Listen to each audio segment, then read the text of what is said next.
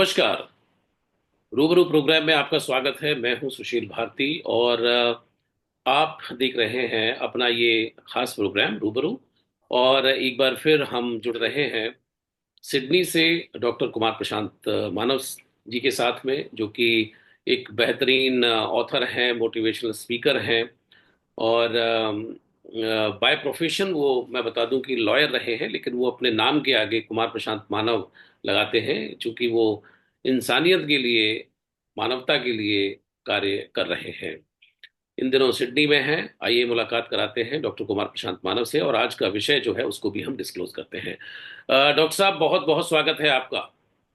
नमस्कार। आपका भी बहुत बहुत स्वागत है। जी डॉक्टर साहब, पिछले हमने कुछ एपिसोड्स में, जब से आप ऑस्ट्रेलिया में हैं, तो हमने कुछ मुद्दों पर, जो हमारे राष्ट्रीय मुद्दे हैं, उन पर हमने बातचीत की है। जी। अ, तो मुझे ऐसा लगता है कि अ, कुछ और भी ऐसे मुद्दे हैं कि जिनको लेकर के हम आपस में चर्चा कर सकते हैं। और जिनमें जो सबसे बड़ा जो मुद्दा है, वो आज राष्ट्र का मुद्दा है। और प्रत्येक नागरिक को के लिए राष्ट्रीय सुरक्षा को लेकर के उनके क्या दायित्व हैं, क्या उनकी भूमिका हो सकती है। तो इस पर हम आज चर्चा करेंगे कि आज जिस तरीके से पूरी दुनिया जो है वो बहुत सचेत है, और जो माहौल आजकल है, तो उसमें राष्ट्रीय सुरक्षा अपने आप में एक बहुत बड़ी चुनौती है। तो आज इस पर हम आपके विचार जानना चाहेंगे। तो सबसे पहले डॉक्टर साहब, मेरा जो आपसे प्रश्न है वो जी। ये है कि जब बात राष्ट्र की आती है, राष्ट्रीय सुरक्षा की आती है, तो एक नागरिक का क्या धर्म है, क्या कर्तव्य है कि कोई किसी भी प्रकार की बेवकूफ़ी ना हो, और राष्ट्रीय सुरक्षा में कहीं ना कहीं हमें बल मिले, और हम उसमें सहयोग करें। ऐसा है कि राष्ट्र है जी। तो हम हैं। जी। तो जब राष्ट्र ही अगर असुरक्षित होगा जी। तो हमें सुरक्षा कहां से मिलेगी? बिल्कुल ठीक कहा ये आपने। आपस में बिल्कुल बिल्कुल एक दूसरे से मिला हुआ है। बिल्कुल। तो राष्ट्र की सुरक्षा सबसे पहला हमारा कर्तव्य है। राष्ट्र की जी। उन्नति, हम्म। राष्ट्र की सुरक्षा। मैं हमेशा से ये कहता रहा हूं, आपने पहले भी एपिसोड में मैंने कहा है हमेशा, कि अगर हम अपनी जो नई जनरेशन है उसमें राष्ट्र प्रेम की भावना हम्म। कूट कूट के भर दें, जी। तो ऐसा पॉसिबल ही नहीं है कि वो हमारी नई जनरेशन आगे राष्ट्र के प्रति अपना प्यार, अपना लगाव न रखे। जी। मैंने पहले भी कई बार कहा कि हमारी थोड़ी सी इसमें शिक्षा प्रणाली और हमारा जो पारिवारिक माहौल है, पारिवारिक शिक्षा है, वो भी थोड़ा सा दोषी है। क्योंकि हम लोग अपनी इंडिविजुअलिटी में इतना ज्यादा हो गए कि हमें केवल अपने परिवार से ऊपर उठ के हम सोच नहीं पा रहे हैं। जबकि मैं हमेशा से आपसे कहता रहा हूं, पहले मैंने कई बार कहा कि अगर हम, जो मैं बताता हूं कि चार कर्ज जो बच्चा जब पैदा होता है उसके जी। ऊपर होते हैं, अगर हम बचपन से ही बच्चे को उन चार कर्ज के बारे में जागरूक करते रहे, जो चार कर्जे हैं, तो मैं नहीं समझता कि किसी तरह का भी कोई कहीं गलत, कोई अमानवीयता, कोई देश के प्रति उदासीनता, कोई राष्ट्र के प्रति उदासीनता, समाज के कुछ नहीं हो पाएगा। आदमी चारों तरफ से जागरूक रहेगा। क्योंकि जी। हम उन कर्जों के प्रति उदासीन है क्या, हमें पता ही नहीं है। जी। इसीलिए मैं बार बार उन कर्ज के लिए दोहराता हूँ। आज भी मैं दोहराना इसको जरूरी समझता हूँ, क्योंकि जब बच्चा पैदा होता है उसको सबसे जरूरी है पहला कर्ज उसका अपने परिवार का और माता पिता का। जी। दूसरा कर्ज में ही आता है देश का और समाज का। जी। तीसरे कर्ज में आता है मानवता का। और चौथे कर्ज में आता है अपने अगले जन्म के लिए आप क्या दौलत संपत्ति इकट्ठी करके ले जा रहे हैं। तो अगर इन चारों चीजों को आप जोड़ लें, ये चारों मोतियों की एक बहुत अद्भुत माला है। तो जी। आप ये समझिए कि आपका जीवन कितना ज्यादा संयमित और हम्म। कितना ज्यादा आदर्शवान होगा, और कितना आप मनुष्यों को सार्थक कर पाएंगे। जी। और बिल्कुल बिल्कुल। दुर्भाग्य की बात यही है कि आजकल हम केवल अपने एक फैमिली या अपना एक जो परिवार है उसी में सिमट के रह गए। उसके ऊपर हम माता वो पिता नहीं को भी कर। छोड़ दिया, और अपने देश समाज को भी छोड़ दिया, मानवता बिल्कुल को भी छोड़ दिया, अपने अगले जन्म की तो किसी चिंता ही नहीं है। तो बिल्कुल। वो बिल्कुल। जरा सा थोड़ा सा मैं मानता हूं कि ये थोड़ा सा हमें करना चाहिए। जी। और अब आप देखिए, नेशनल सिक्योरिटी की बात आप कर रहे हैं। आजकल तो अब चल रहा है, युद्ध शुरू हो गया पाकिस्तान के जी। साथ। डॉक्टर साहब, मैं उस पे हम्म। आऊंगा, लेकिन जो आपकी बात से ही बात निकालता हूँ हम्म। कि आपने जैसे कहा कि पहला जो फर्ज है अपना स्वयं का ख्याल रखना और अपने परिवार और अपने माता पिता का, तो पहला फर्ज जो है आपने ये बताया। आज हमारा जो पूरा का पूरा जो एपिसोड है वो दूसरे फर्ज के ऊपर ही है। डॉक्टर साहब, जब राष्ट्रीय सुरक्षा की बात आती है, तो कभी भी हमारे देश के ऊपर जब विपत्ति आती है, कोई परेशानी आती है, तो उस समय पे हम कहीं ना कहीं खड़े होने की कोशिश करते हैं, और उस समय पे हमें बहुत सारी जो चीज़ें हैं वो नज़र आती हैं कि एक आम नागरिक को भी ऐसा होना चाहिए, वैसा होना चाहिए। तो अ, क्या आपको लगता नहीं है कि जिस तरीके से पूरी दुनिया बदल रही है, आपने शिक्षा प्रणाली की भी बात की कि उसमें भी बदलाव की आवश्यकता है कई लेवल पर, तो मेरा आपसे पॉइंट ये है कि क्या अब समय नहीं आ गया है कि जब प्रत्येक भारतीय को मिलिट्री ट्रेनिंग दी जाए, जैसे कि इजराइल में मिलिट्री ट्रेनिंग दी जाती है, जैसे कि साउथ कोरिया में मिलिट्री ट्रेनिंग दी जाती है, तो राष्ट्र की सुरक्षा को अगर सर्वोपरि रखना है, तो किसी भी बच्चे के मन में जब स्कूली लेवल पर या कॉलेज के लेवल पर अगर कुछ मिलिट्री साइंस की अगर ट्रेनिंग उनको दी जाए, सबके लिए मैंडेटरी हो। आप जो पढ़ रहे हैं वो तो पढ़ें ही, बिल्कुल सही उसमें कोई बात। दिक्कत नहीं है, लेकिन एक मन के अंदर जो जज्बा है, इससे आपको राष्ट्र के बारे में भी समझ में आएगा और राष्ट्र के प्रति जज्बा भी पैदा होगा, और आप सतर्क और जागरूक भी बनेंगे। आपका क्या कहना है इसमें? बिल्कुल आपने जो बात कही ये 100% सही है, क्योंकि हमें पहले से ही उसको तैयार रखना है, अपनी जी। नई पीढ़ी को, अपनी नई जनरेशन को, इस जी। चीज के लिए कि कभी भी कोई संकटकालीन स्थिति पैदा हो तो आप हमेशा तैयार हैं। जी। पहले आप देखिए, पहले के आप रानी लक्ष्मीबाई को देखिए। जी। एक महारानी थी, और उसके बाद भी युद्ध कौशल कितना वो जान, पहले लेडीज भी, पहले जो जी। महिलाएं थी वो भी तलवारबाजी और सारी युद्ध प्रणाली से हमेशा पूरी तरह से वो जागरूक रहती थी और शिक्षित होती थी, सुशिक्षित होती जी। बिल्कुल। थी। आदमी तो होते ही थे, लेकिन लेडीज भी होती थी।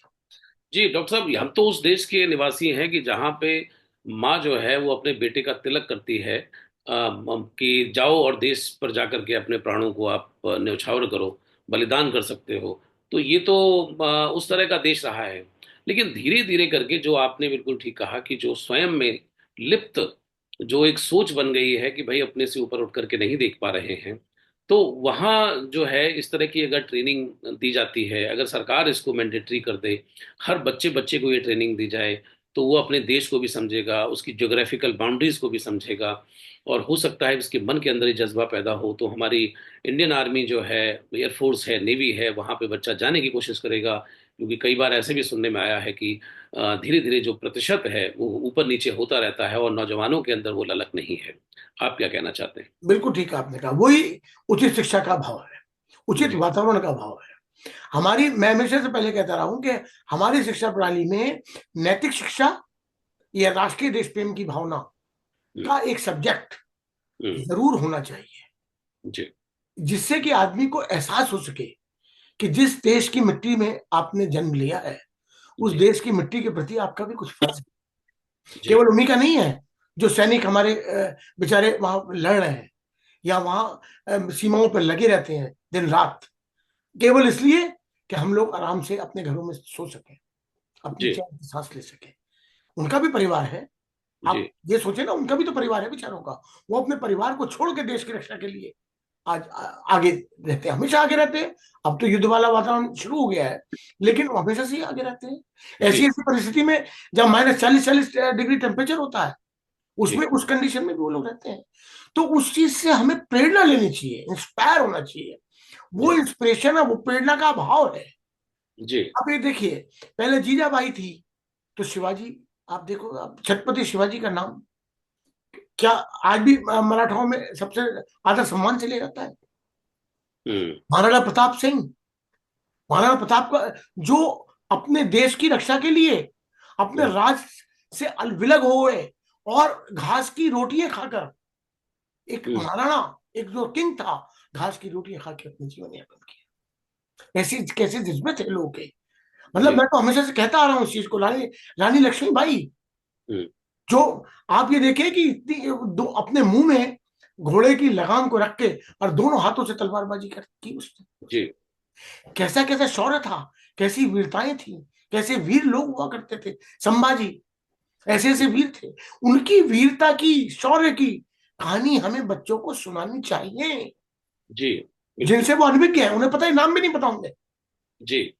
उसके अलावा आप देखिए कि जब मुल्क की आजादी के लिए लोग लड़े, तो हम्म। शहीद भगत सिंह, राजगुरु, सुखदेव, चंद्रशेखर आजाद, सुभाष चंद्र बोस जैसे लोग हुए।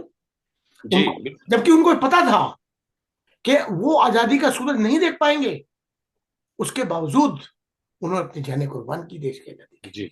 वो जज्बा बिल्कुल। पैदा करना है हमें बस। बहुत जरूरी है।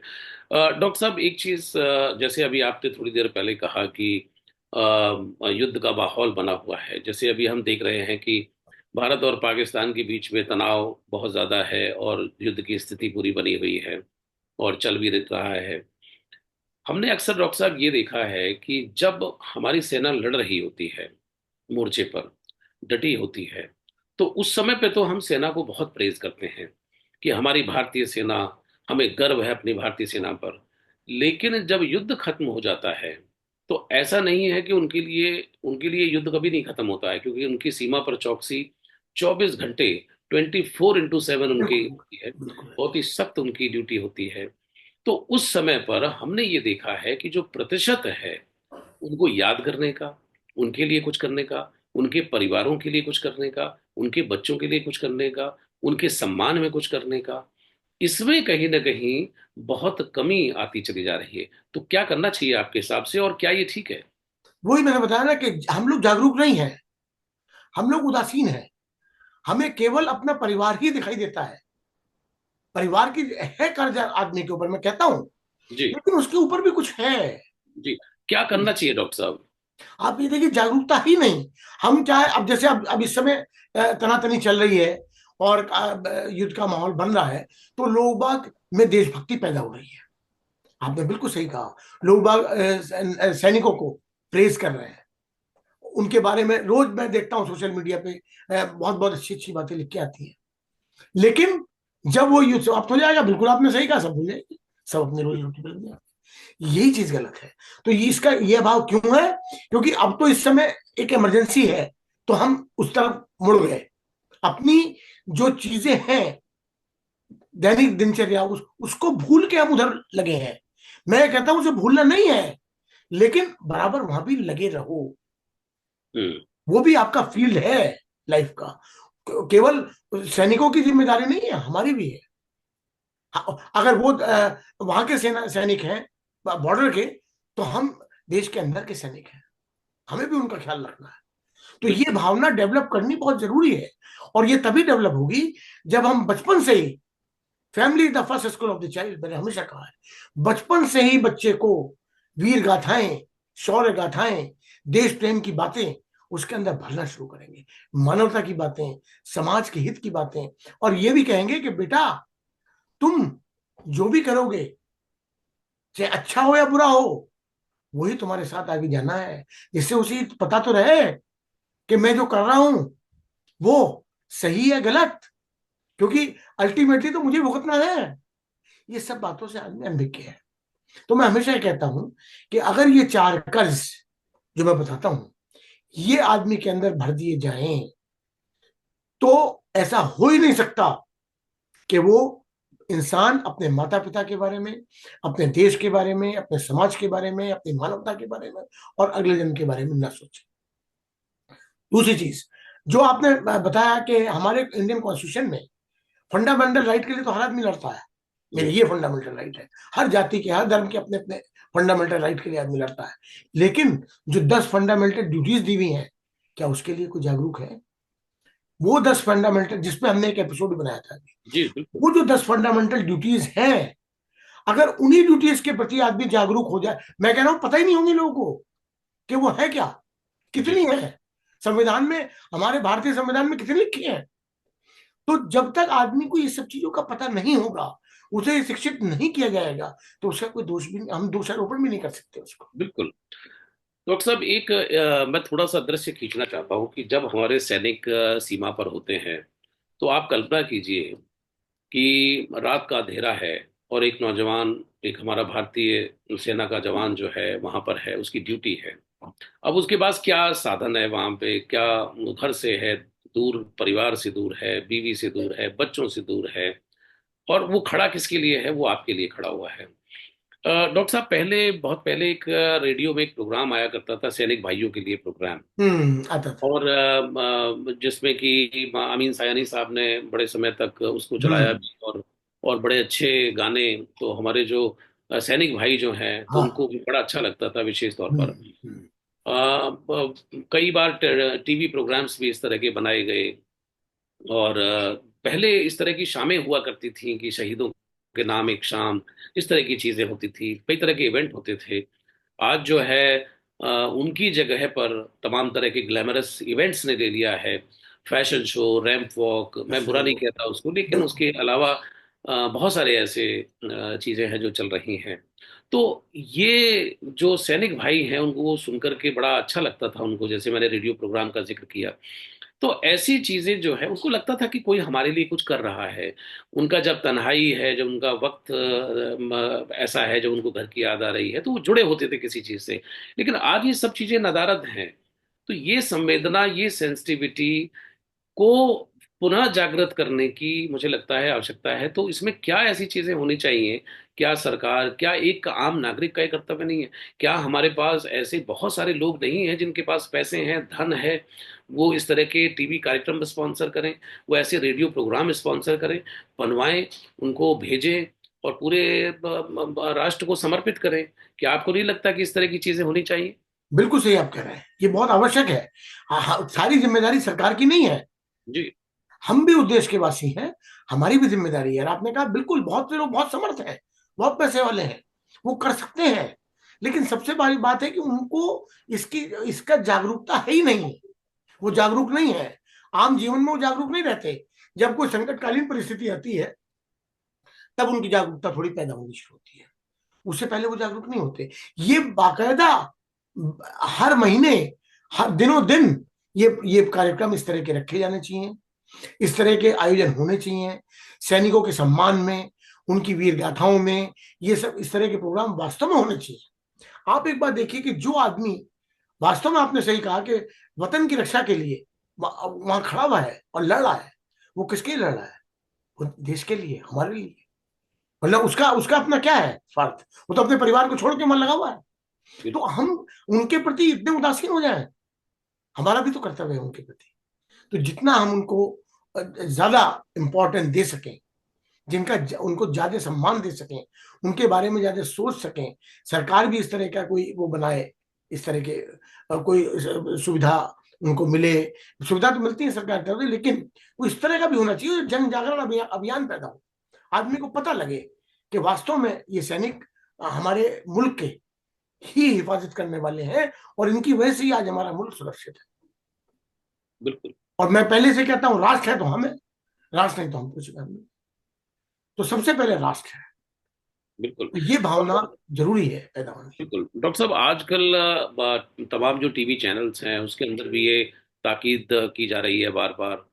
जैसे कि 26/11 हुआ था, तो उस समय पे मैं टीवी चैनल का नाम नहीं लेना चाहता, लेकिन उन्होंने एक हमारे जो सैनिक जो थे उनके लोकेशंस को डिस्क्लोज कर दिया था उन्होंने, और उसकी वजह से हमारे कुछ जो सैनिक हैं शहीद हुए थे। तो एक जिम्मेदारी प्रत्येक नागरिक की बनती है। जैसे ये कहा भी जा रहा है कि अगर भारतीय सेना भारत के किसी राज्य से गुजर रही है, या कोई किसी तरफ अगर कोई मूवमेंट है, तो प्लीज, भले ही आज रील का जमाना है, तो रील ना बनाएं और उसको सोशल मीडिया पे अपलोड ना करें। बिल्कुल सही तो बात। कम से कम इतना भी अगर जागरूकता नागरिकों के बीच में हो जाती है, तो ये भी कहीं ना कहीं राष्ट्र की सेवा है। लेकिन बिल्कुल। लेकिन लोग जो है वो हर तरीके से कुछ भी करने से, नादानी में अनअवेयर होकर के, ना पढ़ना है ना लिखना है। तो ये कहीं नहीं लगता आपको कि ये भी नागरिकों की जिम्मेदारी है कि सतर्क, सावधान और राष्ट्र को मदद करें? बहुत बड़ी जिम्मेदारी है। कोई भी ऐसी चीज, आजकल सोशल मीडिया का जमाना है, जी। जरा सी भी कोई चीज डिस्क्लोज होती है, एकदम सोशल मीडिया पे वायरल हो जाती है। तो उस चीज को हमें बड़ा देख समझ के, ये देख के कि कौन सी चीज ऐसी है जो कहीं हमारी पोजीशन को डैमेज ना करे, जी। कहीं कोई ऐसी स्थिति ना हो कि हमारे राष्ट्र की संप्रभुता हमारे राष्ट्र की एकता, उसके ऊपर कोई आंच ना आए। तो हमें कोई भी चीज डालनी है तो हमें उसके उसके नेगेटिव एस्पेक्ट में डालनी है, हमें पॉजिटिविटी का ध्यान रख के चलना है, और ये सोच के चलना है कि हमें जो भी स्टेप लेना है वो बहुत कॉशियस होकर लेना है, क्योंकि पता नहीं हमारी कौन सी पोस्ट कब वायरल हो जाए और कब उससे क्या क्या, जो जैसे अभी आपने बताया 26 कैरेट का, कि ऐसे हो गया और उसकी वजह से कितने सैनिक मारे गए। तो ये तो बहुत बड़ा अपराध है। ये तो हमारी ड्यूटी है, मॉरल मॉरल ड्यूटी है, नैतिक दायित्व है, वो देश के प्रति, समाज के प्रति और उन सैनिकों के प्रति जो हमारे लिए लड़ रहे हैं, जो बहुत जरूरी है। बिल्कुल। डॉक्टर साहब, आजकल जैसे हम सोशल मीडिया की बात कर रहे हैं तो काफी लोग जो है सोशल मीडिया पर एक्टिव हैं। पहले रेडियो का जमाना था, फिर टेलीविजन आया, फिर अखबार तो खैर शुरू से ही है। तो लिखना पढ़ना और समाचार जो है उसकी ऊपर एक पहले एक सेंसर था, एक प्रधान संपादक था कि जो उन खबरों की जांच करता था। आज सोशल मीडिया में बहुत ज्यादा ट्रैफिक है, फेक न्यूज तमाम तरह की चली जा रही हैं। और सबसे बड़ी बात यह है कि सोशल मीडिया के माध्यम से लोग अपनी बात कह पा रहे हैं और बड़ा एक लोकतांत्रिक जो माहौल बन गया है। लेकिन इसके बीच में कई सारी ऐसी इंफॉर्मेशन है जो गैर जिम्मेदाराना इंफॉर्मेशन, फेक न्यूज, बिल्कुल सही बात। तमाम तरह की चीजें चल रही हैं जो कि दिशा भ्रमित करती हैं। और कई बार बड़ा अफसोस भी होता है कि जो देश के पत्रकार हैं, जो वो भी कुछ ना कुछ एजेंडा वाली खबरें जो हैं वो चलाते रहते हैं। उनका पता नहीं क्या स्वार्थ है, किस वजह से वो ऐसा करते हैं। तो एक देश का नागरिक होने के नाते जो भी कुछ लिखना है, जो भी कुछ इंफॉर्मेशन डालनी है, तो क्या ये जिम्मेदारी प्रत्येक भारतीय नागरिक की नहीं बनती कि पहले उस खबर को जांच ले, परख ले, समझ ले, और ऐसा ना हो कि उसकी खबर से कहीं कोई बवेला हो जाए, कोई दंगा हो जाए, या किसी किसी समुदाय के अंदर कोई टकराव की स्थिति बन जाए। जो कि लोग नादानी में आजकल भर भर करके समुदायों को लेकर के अटैक कर रहे हैं, धर्म को लेकर के अटैक कर रहे हैं। तो ये भी कहीं ना कहीं मुझे लगता है कि एक राष्ट्रीय सुरक्षा और शांति की दिशा में नागरिकों का एक कदम हो सकता है, अगर ये इस तरीके से ध्यान दें तो। क्या कहते हैं आप? बिल्कुल ठीक कह रहे हैं आप। देखिए, ये समझ आदमी के अंदर पैदा होनी वास्तव में बहुत आवश्यक है कि अगर हम कोई स्टेप ले रहे हैं तो उसके बारे में पहले सोच लें कि उसकी कोई नेगेटिविटी, तो दूरदर्शिता, उसका दूरगामी प्रभाव सोचना जरूरी है कि अगर आज हम कोई चीज कर रहे हैं तो उसका अफेक्ट क्या हो सकता है। अगर उसका इफेक्ट नेगेटिव होगा तो वो तो हमारा जो स्टेप है वो हमारे लिए क्या, देश के सबके लिए गलत हो जाएगा। तो हमें अपने कोई भी स्टेप लेने से पहले, कोई भी इस तरह की पोस्ट को आगे फॉरवर्ड करने से पहले उसे जांच परख लेना चाहिए वास्तव में कि ये हमारे देश और समाज के लिए हित में है नहीं है, हमारे राष्ट्र के हित में है नहीं है। हर चीज को देखिए, सबसे बड़ी इंडिविजुअलिटी क्या है कि अपने बनाए हुए जाति और धर्म, उसी में हम लोग उलझ के रह रहे हैं।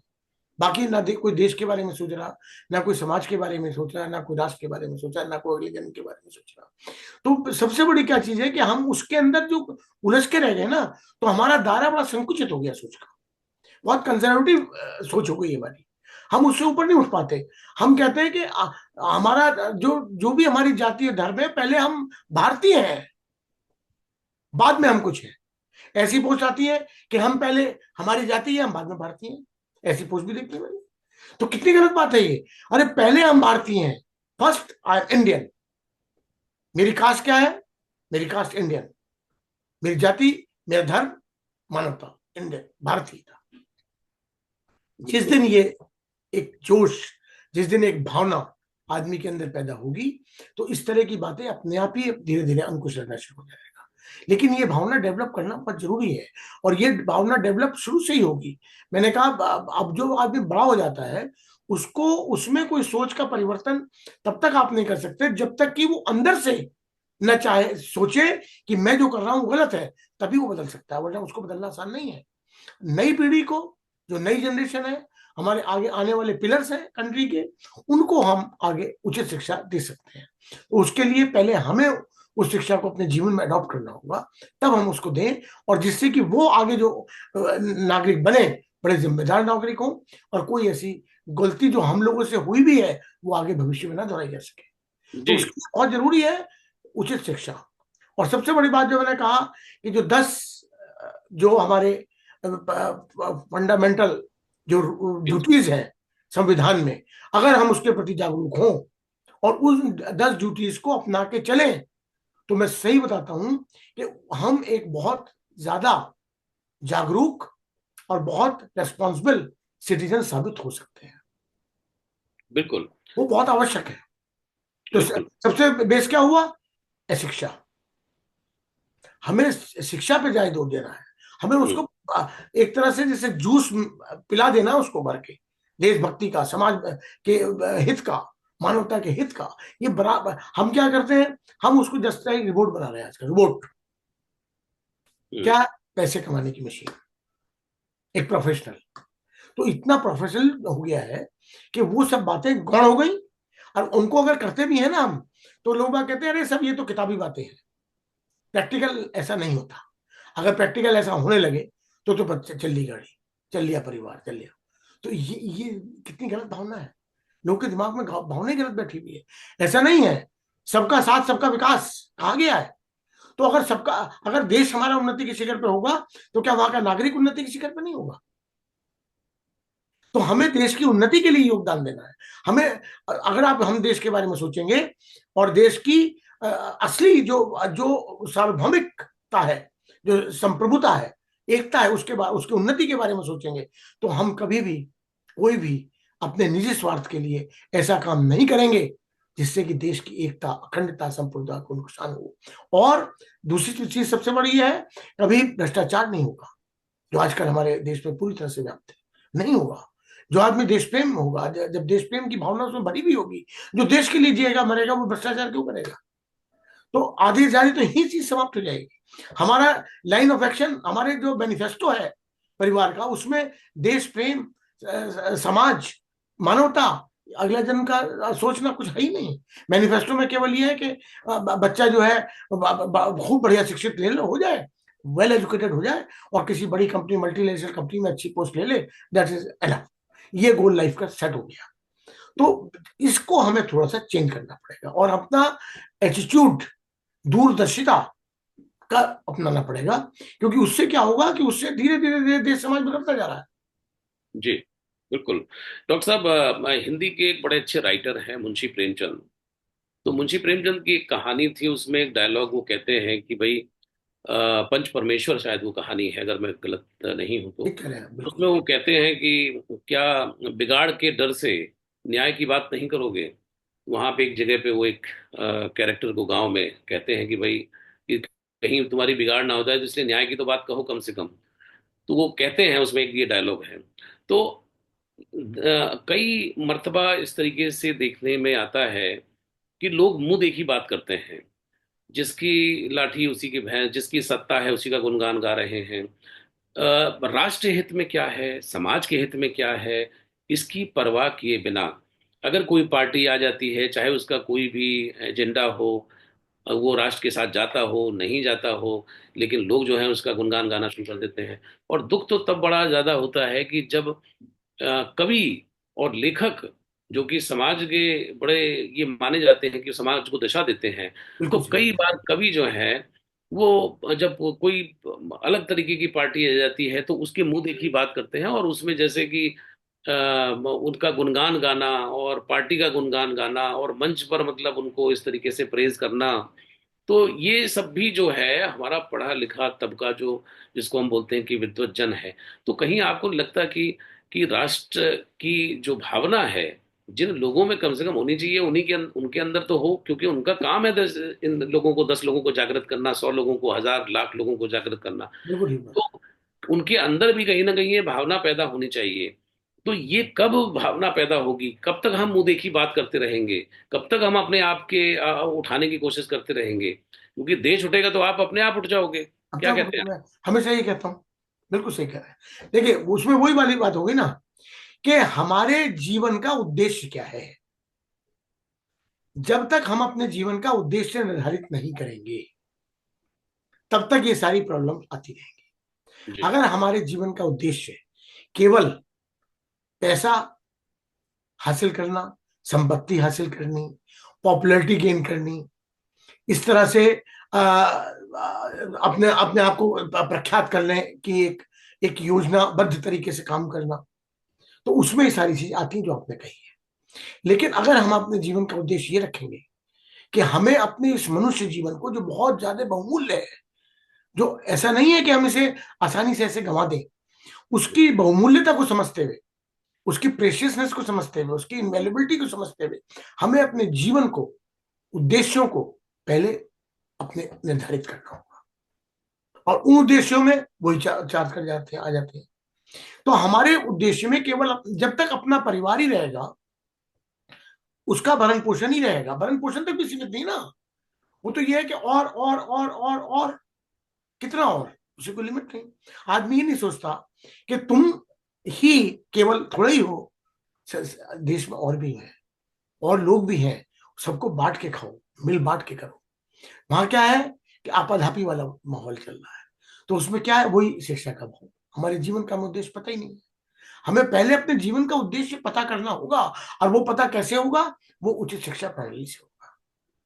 जब तक हम गाइड नहीं करेंगे प्रॉपर चीज कोई भी, पहले आप देखिए, पहले जो हुआ करते थे, राजकुमार वगैरह होते थे, उनको पूरी शिक्षा दीक्षा दी जाती थी, लेकिन उसके साथ साथ पूरी युद्ध कला, तलवारबाजी, तीरंदाजी, हर चीज की उनको शिक्षा बराबर दी जाती थी। इसीलिए क्यों? क्योंकि जब मौका आए तो वो उसके काम आ जाए। लेकिन कहाँ हमारे होता है क्या ऐसा? कभी भी नहीं। जो आपने पहले कही थी उसी बात को मैं डिटो कर रहा हूँ। अब आप बिल्कुल। देखिए कि ये थे, पांचों पांडव थे। पांचों पांडव को की पूरी शिक्षा हुई गुरुकुल में, लेकिन उसके साथ साथ उनको पूरा गुरु द्रोणाचार्य जी ने धनुष विद्या का ध्यान ज्ञान कराया, धनुर्विद्या का। और उससे आप देखिए कि अर्जुन कितने महाधनुर्धारी हुए। तो ये नहीं कि उनमें और चीजों का अभाव था, या वो शिक्षा का अभाव था, केवल वो धनुर्धारी रहे, नहीं। उनको शिक्षा सारी दी गई। मतलब हमने एक पोर्टफोलियो ही को पकड़ रखा है, जबकि हमें उसके अलावा और जो पोर्टफोलियो है उसको भी पकड़ कर शिक्षित करना चाहिए प्रॉपर वे में, जिसके अंदर ये भी शामिल होता है कि हम देश की भक्ति के बारे में सोचें, देश प्रेम के बारे में सोचें। जब हम देश के बारे में सोचेंगे तो हम इंडिविजुअलिटी से ऊपर उठेंगे। हमें इंडिविजुअलिटी से ऊपर उठना है, आगे देखना है अपने। हम, हमारा जो दायरा बड़ा सीमित है, उसको हमें आगे बढ़ाना है। और बढ़ाएगा तब जब हमें उस चीज का शिक्षा मिलेगी और हमारे मैनिफेस्टो में वो चीज शामिल होगी। तो ये मैं हमेशा से कहता आ रहा हूं। तो हम जो है उदासीन है और हम भटक रहे हैं। तक बात ये है, जीवन का असली उद्देश्य पता नहीं है। और बिल्कुल। ये नहीं पता कि भाई अरे, देश है तो तुम हो ना। अगर देश ही नहीं रहेगा, तुम्हारी क्या क्या वैल्यू है? तुम्हारी उस दौलत की क्या वैल्यू है? तुम्हारी और चीजों की क्या वैल्यू है? तो बिल्कुल। देश के बारे में आप नहीं सोचोगे, समाज के बारे में नहीं सोचोगे, मानवता की तो किसकी क्या है? क्या है? आदमी केवल अपनी जाति और धर्म में उलझ के रह गया। जो आप बिल्कुल। बता रहे हैं ना कि ये लोग ऐसे लोगों की भी प्रेस करते हैं जो जो वास्तव में प्रेस करने के काबिल नहीं है। वो इसलिए तो की जाती है क्योंकि वो उनके धर्म या जाति से संबंधित होते हैं। वो उस टाइम ये भूल जाते हैं कि हम जिसको फेवर कर रहे हैं, फॉलो कर रहे हैं, वो बात सही भी कह रहा है नहीं कह रहा। क्यों? क्योंकि हम तो अंधानुकरण कर रहे हैं, भेड़ के पीछे भेड़ चल रहे हैं। जातीय धर्म के ऊपर हमने अपने मोहर लगा रखी है, जो वो करेगा वो सही करेगा। बिल्कुल। ये दिक्कत है। बिल्कुल। डॉक्टर साहब, चूंकि आज बात राष्ट्रीय सुरक्षा की हो रही है, तो थोड़ा सा मैं जो पहलगांव में जो घटना हुई है उसका भी थोड़ा जिक्र मैं करना चाहता हूँ।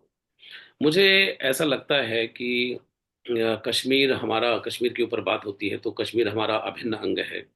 और वहाँ के जितने भी कश्मीरी जो बाशिंदे हैं, तो वो कहीं ना कहीं भारत के साथ हैं। वो चाहते भी हैं कि इस देश की तरक्की हो, उनकी भी तरक्की हो, और बड़ा अच्छा माहौल भी बना था। लेकिन डॉक्टर साहब, कहीं ना कुछ अपवाद जरूर हैं। और ये बात निकल करके आई है पहलगांव के इस पूरी के पूरे घटनाक्रम में कि कुछ लोकल जो वहाँ के जो बाशिंदे हैं, वो कहीं ना कहीं आतंकवादियों के साथ में लिप्त रहे, जिसका भारतीय सेना ने फिर बाद में संज्ञान भी लिया और उनको पनिश भी किया है और उनको धरपकड़ भी जारी है। मेरा पॉइंट यहाँ पर यह है कि अगर इनको कहीं ना कहीं राष्ट्र के प्रति जागरूकता होती, तो इतना बड़ा कारनामा इनकी नहीं हो मदद सकता। से नहीं हो सकता। आतंकवादी कर गए। हम्म। और अब उसका खामियाजा ये हुआ कि दोनों देश जो हैं वो उलझ गए, और कितने लोग जो हैं जान माल की हानि जो है वो हुई है। तो एक छोटी सी सोच अगर इंजेस्ट इनके दिमाग में की होती तो कहीं ना कहीं ये जो अंकुर जो था ये इतना बड़ा पेड़ ना बनता। आपको लगता है डॉक्टर साहब कि प्रत्येक भारतीय को कहीं ना कहीं राष्ट्र की सुरक्षा के क्या नियम है, क्या कानून है, क्या कायदे हैं, किस तरीके से एक छोटी सी चीज बहुत बड़ी बन सकती है, क्या इसकी कहीं कोई ट्रेनिंग नहीं दी जानी चाहिए? क्या ऐसे कुछ जागरूक प्रोग्राम नहीं चलाने चाहिए कि तुम्हारी छोटी सी गलती जो है, उन्होंने हो सकता है कि छोटे कच्चे लालच में ये काम कर गए हो, चंद पैसों के लिए उन्होंने काम किया हो, लेकिन जो 26 लोगों की जो जान चली गई और 26 लोगों के पीछे जो 200 लोगों का परिवार था, उनका उनका क्या हाल हुआ और पूरा राष्ट्र जो है उलझ गया। तो ये आपको लगता है कि इस तरह के छोटे छोटे कुछ प्रोग्राम, कुछ ऐसी जो तमाम जो संस्थाएं देश में काम कर रही हैं, जो ये दंभ भरती हैं कि हम राष्ट्र के लिए काम कर रहे हैं, हम समाज सेवा कर रहे हैं, हम एनजीओ हैं, हम ट्रस्ट चलाते हैं, तो क्या इनकी जिम्मेदारी नहीं बनती है कि प्रत्येक राष्ट्र के व्यक्ति को राष्ट्र की सुरक्षा के बारे में भी जानकारी उपलब्ध कराएं? क्या ऐसे कार्यक्रम नहीं होने चाहिए? बिल्कुल होनी चाहिए। तो ये तो बहुत आवश्यक है। भाई आप ये देखिए, ये तो सबसे आवश्यक यही तो चीज है। आप एक बात ये देखिए कि इसमें राष्ट्रीय भावना से ऊपर आपका जातीय धर्म आ जाता है या आपका लालच आ जाता है। उसकी वजह से तो ये काम होता है। अगर आपके अंदर राष्ट्रीय भावना हो, जी। देश प्रेम की भावना हो, तो उससे ऊपर लालच या उससे ऊपर जाति धर्म कभी नहीं आ सकता। आदमी ये सोचेगा नहीं, पहले मेरा कर्तव्य राष्ट्र के प्रति है, देश के प्रति है। अगर कोई देश के प्रति गद्दार है या देश के संप्रभुता पे अटैक कर रहा है, तो हमें उसको बेनकाब करना है, ना कि उसको सपोर्ट करना है। अगर हम उसको अंदर खाने सपोर्ट करते हैं, तभी तो ये पहलगांव हुआ। पहलगांव का कितना बड़ा, देखा जाए कितना अमानवीय है, कितना पीड़ादायक है ये। इससे इससे बड़ा तो कुछ हो ही नहीं सकता। एक पर्यटक बेचारे जो बिल्कुल कुछ जानते ही नहीं थे कि ऐसा कुछ होने वाला है, वो तो घूमने आए थे कश्मीर, और उनको उनको इस तरह से धर्म पूछ पूछ के मार दिया गया। जी। और डॉक्टर साहब इसमें जो कैच करने की बात यह है कि उनको जो घोड़े वाले जो थे वहां पर, या बहुत सारे ऐसे लोग जो थे, चूंकि जो विजिटर्स जो प्रत्यक्षदर्शी हैं उन्होंने बताया कि उनको ऊपर ले जाया गया, उनको कहा गया कि आप ऊपर चलिए, ऊपर नेटवर्क है, ये सब भी बातें निकल निकल के आई हैं। अच्छा।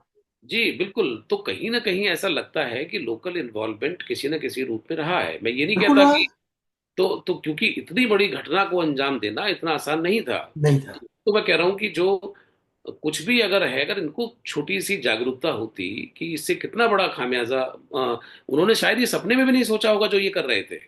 बिल्कुल सही कह रहे हैं आप। ऐसा है ना कि एक विशेष जाति और विशेष धर्म की ही शिक्षा अगर आदमी को दी जाएगी, तो वो तो उसी में उलझ के रह जाएगा ना। उसे देश के बारे में तो पता ही नहीं जा रहा। जो उनके स्कूल हैं वो भी केवल जातीय धर्म तक ही उलझे हुए हैं। तो मदरसे हैं, वो भी जाति धर्म तक उलझे हुए हैं। या और शिक्षा प्रणाली है, वो भी हमें देश के प्रति जागरूक नहीं कर रही, राष्ट्र के प्रति जागरूक नहीं कर रही। तो मैंने शुरू से ही कहा कि उनके अंदर वो चीज इंजेक्ट करनी होगी हमें। उससे आदमी के अंदर एक जागरूकता पैदा होगी। लेकिन सबसे बड़ी बात ये होगी कि जब हमारे देश और समाज से ऊपर हमारा लालच, हमारा पर्सनल इंटरेस्ट, हमारा जाति, हमारी धर्म हो गया और देश बाद में हो गया, तभी तो ऐसी घटनाएं होती हैं। तो ये जो हुआ, बिल्कुल आप सही कह रहे हैं, लोकल लोगों के बिना ये पॉसिबल नहीं था। उनकी सपोर्ट तो जरूर रही है कहीं ना कहीं, तभी जी। इतना बड़ा कांड हुआ, वरना हो ही नहीं सकता था। कोई तो नहीं। उन्होंने, उनके दिमाग में कभी भावना नहीं आई कि हम इंडियन हैं, हम भारतीय, हम क्या कर रहे हैं, और ये तो आतंकवाद है, टेररिज्म है, इसको तो हमें कभी सपोर्ट ही नहीं करना। टेररिज्म को कभी, टेररिज्म का कोई धर्म होता है? कोई धर्म नहीं होता। फिर वो धर्म के आड़ में टेररिज्म क्यों हो रहा है? ये तो बहुत बड़ी गलत बात है। और वास्तव में पूरा राष्ट्र नहीं, पूरा संसार टेररिज्म के अगेंस्ट है इस समय। क्योंकि सब जगह ऐसी घटनाएं हुई हैं, केवल इंडिया में नहीं हुई, अमेरिका में भी हुई, और जगह हुई। अभी आपने देखा इसराइल हमास का चल रहा है, कैसा वहां भी तो यही हुआ। तो ये कांड हर जगह हो रहा है, फ्रांस में हुआ, हर जगह हो रहा है। तो लोग बाग जागरूक हो रहे हैं। लेकिन मैं ये कहता हूं कि ऐसे लोग क्यों पनप रहे हैं, जिनको जो राष्ट्र के ऊपर अपने जाति धर्म को और आतंकवाद को लेकर चल रहे हैं। क्यों? क्योंकि उनको शिक्षा वैसे दी जा रही है बच्चों को, तो हमें उसे रोकना होगा। जो उनको इस तरह की शिक्षा दी जा रही है स्कूलों में, शिक्षाविदों द्वारा, जिनको ये बताया जा रहा है नहीं, तुम्हारे लिए पहले धर्म है, धर्म है सब कुछ है। तो जब आदमी को राष्ट्र की इंपॉर्टेंस का पता ही नहीं है, बच्चे को, बच्चा तो, एक मैं बता रहा हूँ, बच्चा तो कुछ जानता ही नहीं है, तो बेचारा एक वो पेंसिल की तरह है जो अभी शार्प नहीं हुई, वो कुछ नहीं लिख सकता। उसको शार्प हम किस तरह से कर रहे हैं, किस शार्पनेस से कर रहे हैं, उस पर बहुत डिपेंड करता है। तो हमें उसको ये बताना होगा, जागरूकता पैदा करनी होगी, और जो ये मुल्क के प्रति गद्दारी है या इस तरह की भावनाएं हैं, इन भावनाओं को कुचलना होगा, और आगे इस तरह का ना हो दोबारा से, उसके लिए भी कोई ना कोई कड़े प्रयास करने होंगे, और इस तरह की शिक्षाओं पे रोक लगानी होगी, जिससे कि हमें उचित शिक्षा मिले। और शिक्षा प्रणाली में ये सब्जेक्ट होना जरूरी है, देशभक्ति का, हर जगह। इसमें जी इसमें सबसे बड़ी बात क्या है कि एक देश एक कानून होना चाहिए। एक देश एक कानून होगा, कहीं कोई दिक्कत ही नहीं होगी। जो देश का कानून है उसी के हिसाब से हर आदमी चलेगा। लेकिन जहां पर्सनल चीजें भी चलने लगती हैं, जी तो वहां आदमी क्या करेगा? वो तो आदमी ये कहेगा मेरे तो इसमें ये लिखा हुआ है, तो मैं तो इस पर चलूंगा। मैं कहता हूं नहीं, जो देश के कानून में लिखा हुआ है आप उस पर चलेंगे। तो आप देखो ना ये सब चीजें आपस में एक दूसरे से मिली है, तार जुड़े हुए हैं इनके सब आपस बिल्कुल। में। तो हमें शिक्षा ही उन्हें वहां ऐसी दी जा रही है बच्चों को, कि वो देश के प्रति विरोध पैदा किया जा रहा है उनके मन में। जी डॉक्टर साहब, अभी जो माहौल, चूंकि आप सिडनी में है तो मैं चूंकि यहाँ भारत में हूँ, तो बहुत सारी खबरें और बहुत सारी जो चीज़ें हैं लगातार मैं देख रहा हूँ। और मैं जितने भी सोशल मीडिया पे भी बहुत कुछ दिया जा रहा है, तो हर चीज़ तो सच नहीं होती है सोशल मीडिया पे। लेकिन एक फील कहीं ना कहीं घूमते फिरते लोगों के मन की बात समझ में आ जाती है। तो हमारे जो जैसे पूर्व सैनिक हैं, तो उन्होंने भी ये कहा है कि चाहे उनकी उम्र के किसी भी पड़ाव पे हो, तो उनके अंदर अभी भी जज्बा है। तो वो पत्र लिख रहे हैं कि जो चीफ ऑफ आर्मी है उनके नाम पत्र लिखा जा रहा है कि भाई, at the age of 75 I am ready to serve my country hmm. Without anything. तो मतलब सुन करके बड़ा अच्छा लगता है कि एक 75 वर्ष का हमारा पूर्व सैनिक जो है इस रैंक के, वो चाहते हैं कि भाई वो अभी भी वो जज्बा रखते हैं। तमाम ऐसे हरियाणा के गांव के कुछ ऐसे नौजवान हैं जिन्होंने मोदी जी को पत्र लिखा है, और उसमें तमाम गांवों के नाम हैं कि वहाँ के युवा जो हैं वो लिख रहे हैं कि बिना सैलरी और बिना पैसे के हम देश पर बलिदान अपना देने के लिए तैयार हैं, हम शहीद होने के लिए तैयार हैं, हमें बॉर्डर पे भेजा जाए। तो डॉक्टर साहब, मैं ये नहीं मान सकता कि हमारे देश के नौजवानों में जज्बा नहीं है। हमारे देश के नौजवानों में जज्बा भी है। मुझे लगता है कि उनको एक दिशा देने की जरूरत है। भारत सरकार ने एक स्कीम भी लॉन्च की थी, अग्निवीर, जिसका बड़ा विरोध भी किया गया कि भाई ये जो बिल्कुल। है हाँ। इसको कचरे के डब्बे में डालने के लिए ठीक है, और ये है वो है। तो अगर, मुझे लगता है कि अगर जिम्मेदार तरीके से और राष्ट्र की सुरक्षा को ध्यान में रखते हुए, राष्ट्र को ध्यान में रखते हुए अगर सही फैसले लिए जाएंगे, तो ऐसा मुझे नहीं लगता हमारे देश के, जो मैं अभी देख रहा हूं जो माहौल भारत के अंदर बना हुआ है, बच्चे बच्चे के अंदर ये जज्बा है। उनको रास्ता नहीं समझ आ रहा है कि वो कैसे देश की सेवा करें।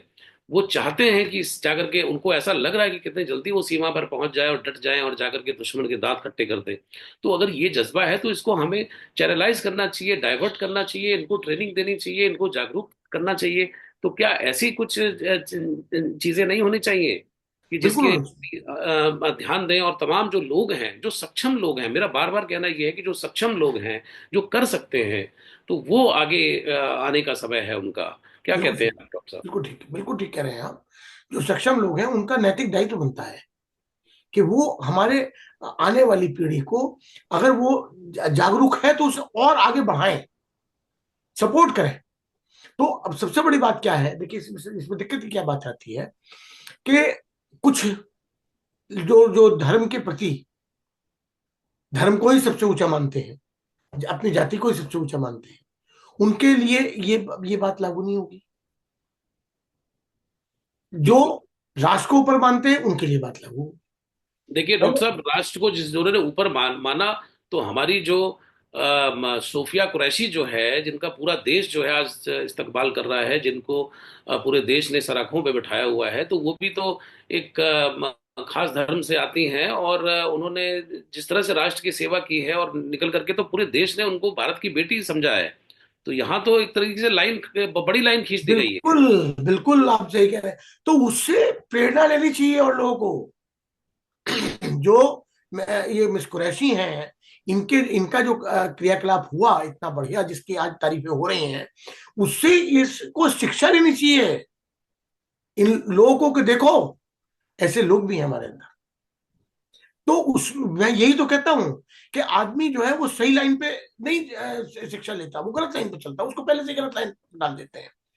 इनको शिक्षा उचित दी गई, तो आज वो देश के लिए कर रही है। तो ये धर्म और जाति से ऊपर उठ के काम कर रही है। तो मेरा भी कहना यही है कि धर्म और जाति से ऊपर उठ के काम करना चाहिए। जातीय धर्म नगण्य है, नेग्लिजिबल है। पहली चीज है राष्ट्र, समाज, मानवता। अगर आप उसके अगेंस्ट कोई काम कर रहे हैं, वो आपका कोई धार्मिक, कोई जातिगत स्वार्थ हो ही नहीं सकता उसके ऊपर। वो सब बाद में है। पहले देश और समाज और मानवता है। पहले आपके सत्कर्म है, अच्छे कर्म है, वो उन पे तो ध्यान दो आप सबसे पहले। और ये सत्कर्म का सबसे बड़ा काम है कि हम देश के लिए सोचें, देश के लिए करें। तो जितने हमारे समर्थ लोग हैं, उनका भी नैतिक दायित्व बनता है कि हम इस तरह के प्रेरणा सूत्र कार्यक्रम रखें। और फिर सबसे बड़ी क्या, जब मैं पढ़ता था, जब मैं छोटा था, तो उस टाइम में NSC, national cadet corps, NSC, और NCC, sorry NCC, I am sorry, NCC, national cadet corp, training NSS होती थी। होता था, राष्ट्रीय सर्विस स्कीम, हाँ, अलग अलग नेशनल होता था, कैडेट एनसीसी कॉर्प होता के था। नाम से थी। और जी स्काउट एंड गाइड, जी। उसमें सारी ट्रेनिंग इस तरह की दी जाती थी। वो कंपलसरी था हर एक के लिए, एनसीसी भी और स्काउट। पूरी पढ़ाई के बाद जब सारे हमारे वो खत्म हो जाते थे पीरियड्स, उसके बाद में इसकी ये हुआ करता था प्रैक्टिकल, ग्राउंड में एनसीसी की ट्रेनिंग होती थी, स्काउट एंड गाइड की ट्रेनिंग होती थी। आज क्यों होता है? गायब क्यों हो गया डॉक्टर साहब, ये नहीं समझ आया। मैंने बताया ना कि हमारे जीवन का उद्देश्य चेंज हो गया। हमारे जीवन के उद्देश्य में राष्ट्र नहीं रहा। ये तब तक था जब तक हमारे जीवन के उद्देश्य में राष्ट्र था। आरएसएस है, राष्ट्रीय स्वयंसेवक संघ है, वहां आज भी ये चीज मौजूद है। वहां का हर आदमी एक सैनिक है। तो ऐसा क्यों नहीं होता हमारे यहाँ? हमें, मैं तभी कहता हूं कि शिक्षा प्रणाली को चेंज करना बहुत जरूरी है। हम केवल उसको मशीन ना बनाए, हम केवल रोबोट ना बनाए। उसके अंदर भावना, उसके अंदर मॉरल एजुकेशन, उसके अंदर देश प्रेम, ये हमें भरना होगा। प्रोफेशन के अलावा मैं कहता हूं प्रोफेशन भी आदमी तभी सफल हो सकता है जबकि उसके अंदर ये भावनाएं हो।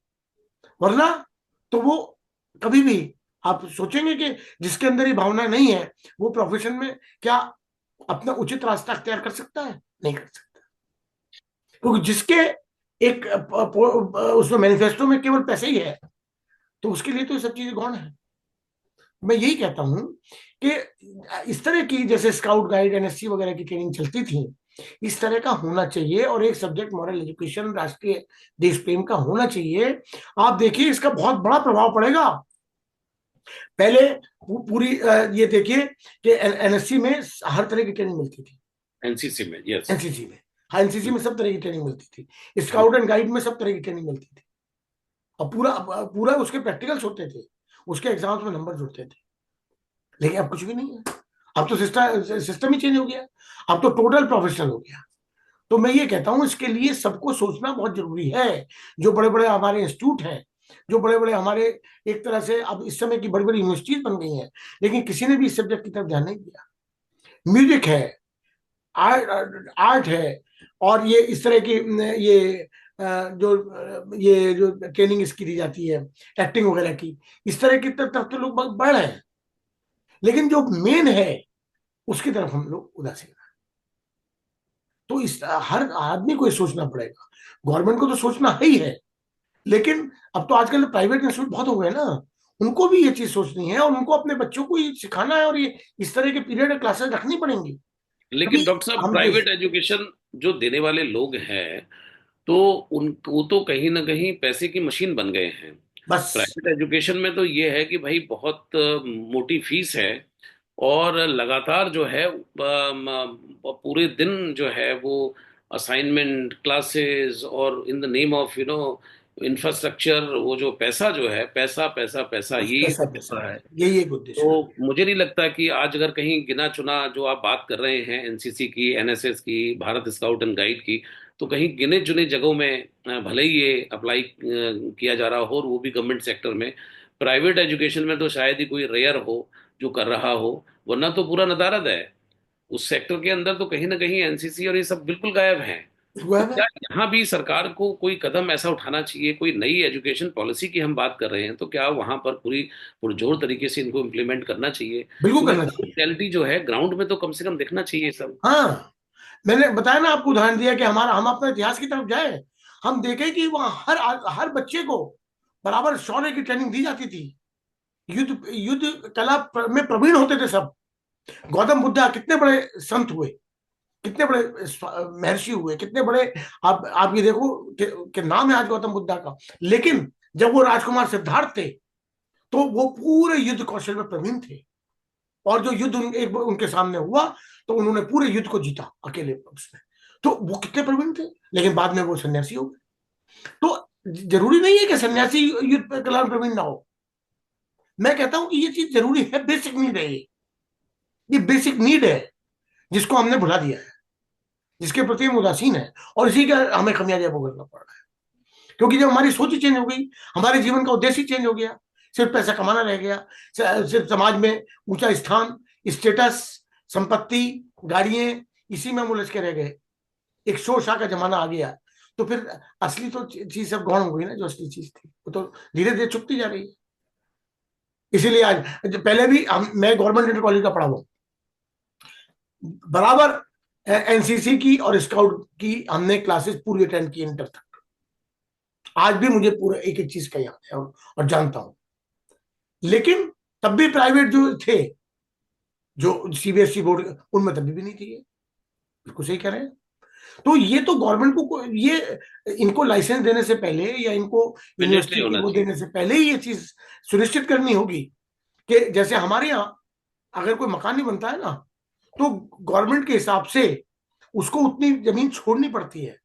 उतना कोई भी अगर मकान अपना बनाएगा, तो उसको उतना एरिया छोड़ना पड़ेगा उसके लिए, गार्डनिंग के लिए। और लैंड जो बनेगा, वो जमीन से जो सड़क है उससे इतनी दूरी बनेगा, उसके जब नियम प्रस्तावित है। तो हर चीज का नियम होना चाहिए। इसी तरह शिक्षा का नियम भी बहुत जरूरी है, कि शिक्षा बच्चे को, आप उसको केवल एक ही चीज में प्रवीण कर रहे हो। मैं कहता हूं उसको सर्व कला में प्रवीण होना चाहिए। संगीत भी आवश्यक है, नो डाउट, इसमें कोई शक नहीं है। लेकिन शौर्य कला बहुत आवश्यक है, देश प्रेम बहुत आवश्यक है, मानवता बहुत आवश्यक है, इसका बीज आरोपण करना बहुत आवश्यक है। ये मेरी पुरजोर डिमांड है। तब तक हम उम्मीद नहीं कर पाएंगे किसी से भी। और जो ऐसी गलत शिक्षाएं देते हैं, जो जातीय धर्म के संबंध में, उनको बंद किया जाना चाहिए, उनके ऊपर अंकुश लगना चाहिए। क्योंकि बिल्कुल। उसकी वजह से हमारा जो जो आगे आने वाली पीढ़ी है, वो गलत दिशा में जा रही है। बिल्कुल। आतंकवाद आतंकवाद पैदा हो रहा है। तो बिल्कुल। उसको भी बंद करना चाहिए, उसके ऊपर स्टेप लेना चाहिए बहुत बड़ा। बिल्कुल। डॉक्टर साहब, आज की जो पीढ़ी है, 2001 में कारगिल हुआ था, 71 में भारत पाकिस्तान युद्ध हुआ था, 65 में हुआ, 62 में चीन का युद्ध हुआ। तो आज की जो जनरेशन है वो 2001 और 2025 के बीच की जो 22 23 24 साल 25 साल का नौजवान है, वो पहली बार भारत और पाकिस्तान का युद्ध होते हुए देख रहा है। ये बहुत बड़ी ऐतिहासिक घटना है। हम्म। और इस पॉइंट पर, इस समय पर, जैसे कि आप बार बार कह रहे हैं कि नई पीढ़ी को ये समझना चाहिए, उनको समझाना चाहिए। आपको क्या लगता है कि अ, क्या ऐसी प्रिकॉशंस हैं, जो, क्या ऐसी बातें हैं जो आप नई पीढ़ी से कहना चाहेंगे कि उनको ऐसे समय में क्या करना है? क्योंकि आने वाली जो जनरेशन्स हैं, तो उसके अंदर राष्ट्र जो है पूरी तरीके से सुरक्षित रहे, और हम अपनी संप्रभुता से कहीं ना कहीं कोई ना कोई समझौता बिल्कुल ना करें। आप क्या कहना चाहते हैं नई पीढ़ी से? बिल्कुल, मैं आपकी बात को समर्थन पूरी तरह से करता हूँ। नई पीढ़ी को अपनी, वही मैंने बताया, चार कर्जों की तरफ जरूर ध्यान देना पड़ेगा। आप देखिए कि हर जगह कोई प्रोग्राम होगा, कोई सेलिब्रेशन होगा, कोई बर्थडे प्रोग्राम होगा, कोई मैरिज सेलिब्रेशन होगा, सब जगह फिल्मी गाने, डांस, ये सब चीजें चलती हैं। लेकिन कहीं भी आपने देखा कि इस तरह के गाने चलते हैं कि ए वतन हमको तेरी कसम, तेरी राहों में जा तक लुटा जाएंगे, फूल क्या चीज है तेरे कदमों पे हम भेंट अपने सरों की चढ़ा जाएंगे, जी बिल्कुल। शहीदों की चिताओं पर लगेंगे हर बरस मेले, बिल्कुल। वतन पे मिलने मटने वालों का, मिटने वालों का यही नामो निशा होगा। आप जी देखो ना, सरफरोशी की तमन्ना अब हमारे दिल में, देखना है जोर कितना बाजवे का दिल में। तो आप देखिए कि क्या भारत का ऐसा नहीं है। भारत का इतिहास मैं सही बता रहा हूं, पूरे विश्व में अगर सबसे ज्यादा स्वर्णिम इतिहास है, सबसे ज्यादा गौरवमय इतिहास है तो भारत का। आज देखिए जितने भी लोग हुए जिनको आज याद किया जाता है, वो भारत के हुए, जिनके आप नाम जानते ही हैं। श्री राम हुए, श्री कृष्ण हुए। गीता में भी देखो आप, गीता में श्री कृष्ण जी ने अर्जुन से यही तो कहा था जब अर्जुन ने हथियार डाल दिए थे। जब देखा कह रहे गुरु द्रोणाचार्य जिन्होंने मुझे शिक्षा दी, गुरु कृपाचार्य, भीष्म पिता मैं इनके खिलाफ वो हथियार उठाऊंगा।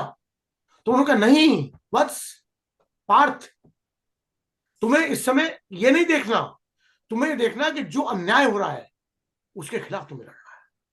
यही तो गीता का उपदेश है।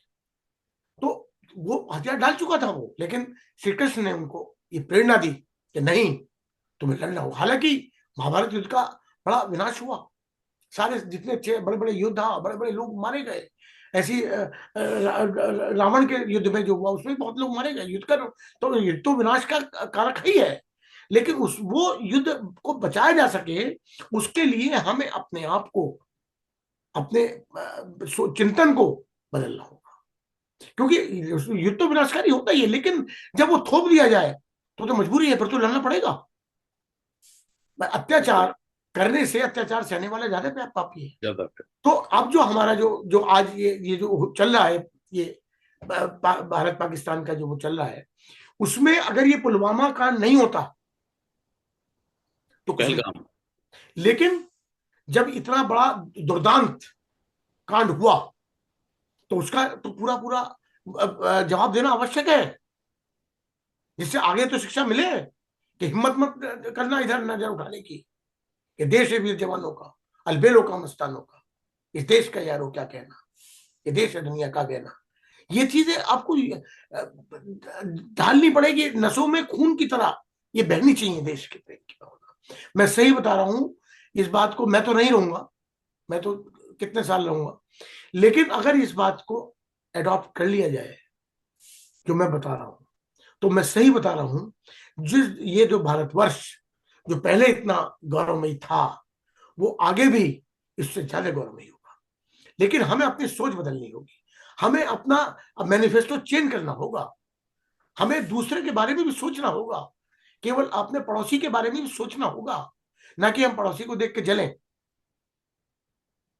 फर्क इतना आ गया, हमें अपने ईर्ष्या, द्वेष, जलन, झूठ, मक्कारी, धोखा, फरेब, ये सब छोड़ना होगा। तभी तो आप ऊपर जा सकते हैं। ऊपर जाने बिल्कुल। के लिए ये सब मैल कूड़ा साफ करके ही आप जा सकते हैं। तो वो उसको छोड़ो भाई, आपसे यही विनती है, देश के बारे में सोचो, समाज के बारे में सोचिए, और हमारी जो आने वाली नई पीढ़ी है उसको जगाने के बारे में सोचिए। बहुत आवश्यक है, बहुत बिल्कुल। आवश्यक है। बिल्कुल डॉक्टर साहब, आपका बहुत बहुत शुक्रिया, बहुत बहुत धन्यवाद। क्योंकि आज जो हमने इस पर चर्चा की है, आपने बिल्कुल सही फरमाया कि पहले एनसीसी, एनएसएस और भारत स्काउट एंड गाइड इस तरह की संस्थाएं थीं। जैसा कि आपने कहा कि जो चार मनुष्य के धर्म हैं उनमें से जो दूसरा है देश और राष्ट्र, उसके प्रति जागरूकता, और कोई भी कच्चा लालच नहीं, कोई भी किस तरह का गड़बड़ चक्कर नहीं, तो कहीं ना कहीं हम अपने राष्ट्रीय सुरक्षा को सुरक्षित रख सकते हैं और उस पर ध्यान दे सकते हैं। और ये हर नागरिक का, हर व्यक्ति का कर्तव्य है, और ये तभी संभव होगा जब उसके अंदर देशभक्ति की भावना पैदा हो। और ये देशभक्ति की भावना पैदा करने के लिए हमारे पास तमाम साधन है, संसाधन है। बहुत है, बहुत। साथ दे रही है, और तमाम ऐसे देश के प्रबुद्ध और संपन्न लोग हैं, साधन संपन्न लोग हैं, कि जिनको मुझे लगता है कि समय आ गया है कि उनको आगे आना चाहिए और इस तरह की गतिविधियों को बढ़ावा देना चाहिए। बहुत आपका आवश्यक है, बहुत ये बहुत बहुत शुक्रिया। आवश्यक है। बहुत क्योंकि बहुत धन्यवाद। अगर अगर ये नहीं होगा ना, तो ये तो और आगे पतन बढ़ता जाएगा। जी इसको बिल्कुल। यही रोकना होगा। और बिल्कुल। मोदी जी जैसे जो हमारे इस समय नेता हैं राष्ट्र के, जी जो केवल राष्ट्र के बारे में सोचते हैं, जो देश के लिए जीते हैं और देश के लिए मरते हैं, ऐसे लोग चाहिए। वो जब हैं तो वो इस काम को कर सकते हैं, योगी जी जैसे। ये बिल्कुल। लोग हैं जो देश के बारे में सोचते हैं। इनका अपना कोई परिवार नहीं है, इनके कोई बिल्कुल। बीवी बच्चे नहीं, कुछ नहीं। ये फिर किसके लिए कर रहे हैं? ये सिर्फ देश के लिए कर रहे हैं, देश की जनता के लिए कर रहे हैं। तो बिल्कुल। मैं कहता हूं इनसे सीखो। और मैं एक बात और कहता हूं कि अपने इतिहास से सीखो। इतिहास इसलिए नहीं होता कि केवल रटने के लिए। इतिहास होता है कि जो हमारे से गलती हुई है, वो गलती हम दोबारा ना दोहराएं, उसके लिए इतिहास होता है। इतिहास बताता है कि पृथ्वीराज चौहान ने 16 बार मोहम्मद गौरी को भगा दिया था, झगड़ा के जी बाहर कर दिया देश से। 16 बार आक्रमण किया था उसने, लेकिन 17वीं बार जयचंद मिल गया पृथ्वी और मोहम्मद गौरी से, और पृथ्वीराज चौहान को मरवा दिया। तो हमने उससे क्या सीखा? हमें यह सीखना चाहिए कि हमें जयचंद नहीं बनना है, हमें पृथ्वीराज चौहान बनना है। हम्म। तो मैं कहता हूं इतिहास भी तो है, वो इतिहास साक्षी, उसको सीखो, उससे उससे शिक्षा लो। शिक्षा लो पॉजिटिव, नेगेटिविटी की तरफ मत जाओ। ये बिल्कुल मेरा बिल्कुल। कहना है। अब बिल्कुल ठीक। आप देखिए, किसी कोई भी जयचंद को आज आज किस नाम से बुलाता है? कोई जी आदर सम्मान की दृष्टि से देखता है उसको? और वो भी नहीं बचा। जब जब वो उसे मरवा दिया, तो उसने मोहम्मद गौरी ने उसे भी मार दिया। उसने कहा जो अपनों का नहीं हुआ, मेरा हमारा क्या होगा? तो ये परिणाम होता है। तो मैं कहता हूं इसको सोचो, समझो, तब करो। बिल्कुल ठीक कहा आपने डॉक्टर साहब। और मुझे लगता है कि ठीक कहा आपने, और हमें समय समय पर चेताया भी है। और प्रसिद्ध कवि रामधारी सिंह दिनकर की आज जो पंक्तियां हैं वो पाकिस्तान पर लागू होती हुई नजर आती हैं, कि जब नाश मनुष्य पर छाता है, पहले विवेक मर जाता है। तो विवेकहीन जो कार्रवाई जो चल रही है, तो उसमें हमारी भारतीय सेना ने मुंह तोड़ जवाब दिया है और उनको समझा दिया है बहुत अच्छे तरीके से कि आप इधर आंख उठाने की गलती ना करें। लेकिन अब आवश्यकता ये भी महसूस हो रही है कि राष्ट्रीय सुरक्षा को लेकर के हमें और सचेत होना है, हमारे युवाओं को और सचेत होना है, और हमें कहीं ना कहीं अपने राष्ट्र की मदद भी करनी है। आपका बहुत बहुत शुक्रिया, जो बहुत बहुत हमारे, इसमें धन्यवाद। मैं एक बात ऐड कर रहा हूँ, जो हमारे ऐसे लोग हुए हैं, उन्हें खाली हमें याद नहीं करना, जी उनकी शौर्यता के गुण नहीं गाने, हमें जी उनसे सीखना है। हमें उनकी बातों को अपने जीवन में उतारना है। मैं हमेशा यही कहता हूँ, उनके आदर्शों को अपने जीवन में लेना है, तभी तो हम आगे बढ़ पाएंगे। खाली उन्हें याद करते रहो, उनकी याद करते रहो, और उनकी प्रशंसा करते रहो, उससे कुछ नहीं होने वाला। उनके जी गुण अपने अंदर लो, तभी तो हम छत्रपति शिवाजी बने, हम महाराणा प्रताप बने, हम शहीद भगत सिंह बने। वो जज्बा अपने अंदर लाए, तभी तो कुछ होगा। वरना क्या क्या होगा? आप ये देखिए, जहां डाल डाल पर सोने की चिड़िया करती है बसेरा, वो भारत देश है मेरा। ऐसी ऐसी जी चीजें हैं, तो हम क्यों नहीं उनको अपने जीवन में अडॉप्ट करना चाहते? क्यों हम दोबारा क्यों नहीं भारत को उसी तरह का स्वर्णिम अध्याय लाना चाहते? हमारा नैतिक कर्तव्य है। अगर हम इस मनुष्य योनि में पैदा हुए हैं, तो हमारे नैतिक कर्तव्य बनता है कि हम दोबारा फिर भारत को उसी स्वर्णिम अध्याय की तरफ लेके जाएं। और वो मोदी जी जैसे सक्षम जो हमारे नेता हैं, वो करा सकते हैं। और वो बहुत जागरूक है, और मुझे पूरा उनसे पूरी आशा है, उम्मीद है, विश्वास है कि वो कुछ ना कुछ करेंगे। लेकिन इसमें अकेला कुछ नहीं कर सकता, तो सभी को सहयोग भी देना बहुत आवश्यक है। और बहुत अपने आवश्यक। आप को बदलना होगा, अपनी भावनाओं को बदलना होगा, नई पीढ़ी को उचित शिक्षा देनी होगी, तभी कुछ हो सकता है। जी बिल्कुल। बहुत बहुत शुक्रिया डॉक्टर कुमार प्रशांत मानव कि आपने आज इस विषय पर चर्चा की। आपका बहुत बहुत आभार, बहुत बहुत शुक्रिया। नमस्कार।